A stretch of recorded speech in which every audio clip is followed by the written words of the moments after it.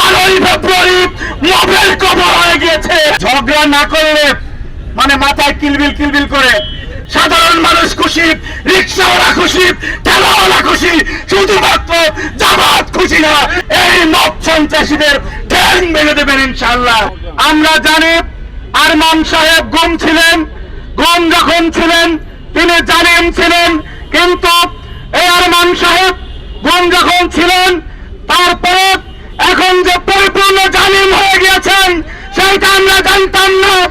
আমরা জানি 5ই আগস্টের আগে এই শিবিরের নেতা কর্মীরা ছাত্রলীগের সাথে অনেকেই ছিল, অনেকে ছাত্রলীগ করেছে, ছাত্রলীগের সাথে ছিল, একসাথে থাকার কারণে আচরণগত সমস্যা রয়ে গিয়েছে। যদি 5 তারিখের আগে ছাত্রলীগের পরিপূর্ণ বিচার করা হয় এবং ছাত্রলীগের সবাই জেলে থাকে তাহলে শিবির আজকে নেতৃত্ব শূন্য হয়ে যাবে। শিবিরের অনেক নেতা কর্মীর জেলে থাকার কথা, কারণ 5 তারিখের আগে তো আপনি অপরাধী ছিলেন, 5 তারিখের পরে আপনাদের আজকে শিবির রূপে আবির্ভূত হতে দেখেছি। প্রিয় উপস্থিতি, আমরা দেখেছি 5 তারিখের পরে চট্টগ্রাম বিশ্ববিদ্যালয়ে যেখানে নিয়োগের প্রয়োজন ছিল না সেইখানে জামাত লালিত প্রবেশী 1 বছরের মধ্যে 250 নিয়োগ দিয়েছে শুধু জামাত শিবিরের নেতা কর্মীদেরকে। পরে আরো সেটি প্রক্রিয়া ছিল 750 করার, 450 করার। সুতরাং সেই যে মব করে নিয়োগ দেওয়া, মববাজি করে সিদ্ধান্ত পাল্টে দেওয়া, সেই মবক্রেসি ওনারা মিরপুর কলেজে প্রতিস্থাপিত করতে চেয়েছে। স্পষ্টভাবে বলতে চাই 12ই ফেব্রুয়ারি মবের কবর হয়ে গিয়েছে। আমরা দেখেছি যে আওয়ামী লীগের যে চরিত্র সেই বেহায়া চরিত্রের প্রতিফলন আপনাদের মধ্যে। কারণ মিরপুর কলেজ থেকে যখন আপনাদেরকে ধাওয়া দিয়ে সাধারণ শিক্ষার্থীরা বের করে দিয়েছে, এরপরে লজ্জা থাকা উচিত।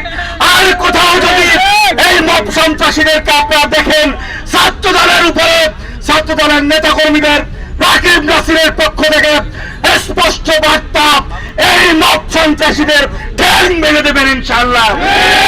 বাংলাদেশে আর কোন মব সন্ত্রাসকে আমরা প্রশ্রয় দেব না ইনশাআল্লাহ।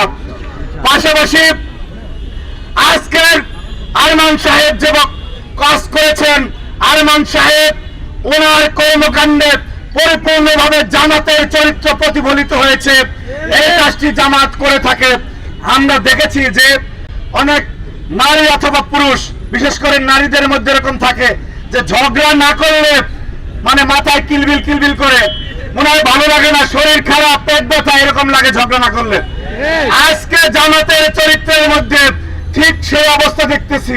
বাংলাদেশ ভালোভাবে চলতেছে, সবকিছু নিয়ন্ত্রণে, কোনো সমস্যা নাই, মানুষ খুশি, সাধারণ মানুষ খুশি, রিক্সাওয়ালা খুশি, ঠেলাওয়ালা খুশি, শুধুমাত্র জামাত খুশি না।